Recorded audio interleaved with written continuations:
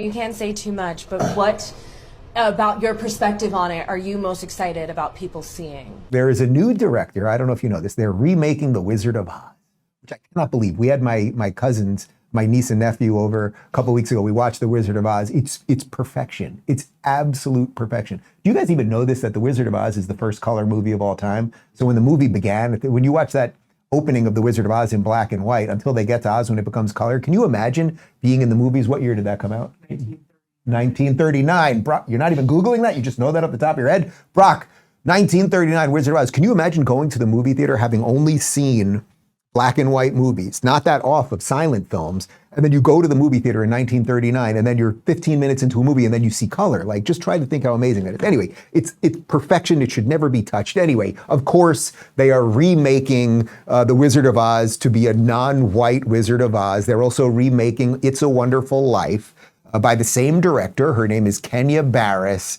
And, she's just about had it with you white people. I know you can't say too much, but what about your perspective on it are you most excited about people seeing?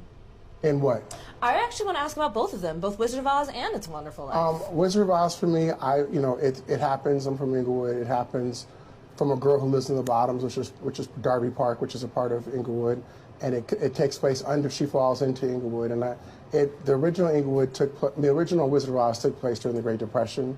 It was about self-reliance and what people are going through.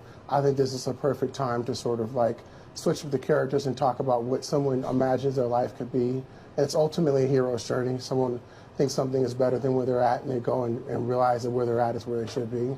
I want people to sort of be proud and happy about where they're from, but I want the world to take a look at it, and I hope that could come through. I think It's a Wonderful Life. I feel like Christmas movies are amazing, and I think the idea of taking something that has that long of a history and a tale behind it and putting an amazing piece of talent, to tell that story. I think, it's a guy who's trying to help out his community, and things are going to turn around on him. And I think that's, a perfect story to tell for a person of color, black or brown, to get in. Okay, first off, I guess I have to make a correction there. Kenya appears to be a man. I mean, who am I to decide what someone's gender is? But we did a quick run through on the show this morning, so I guess that's a man. But the point is, nobody needs to remake these things.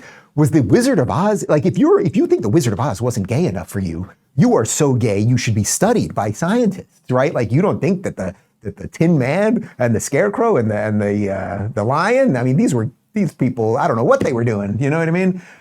Anyway, what DEI leads to is an endless decline in everything. Our products will not be as good because they will not be designed by the best engineers. Our bridges will not be as good. Our movies will not be as good. Our TV shows, I think I've mentioned to you once or twice, I have a friend who I cannot say his or her name, but it's a chick, a real chick. But she is a legendary actress in Hollywood, a comedy actress, many, many sitcoms over the years. And she basically, I can't really say this, it'll give it away too much. Anyway, they've destroyed everything in Hollywood. Can I just leave it at that?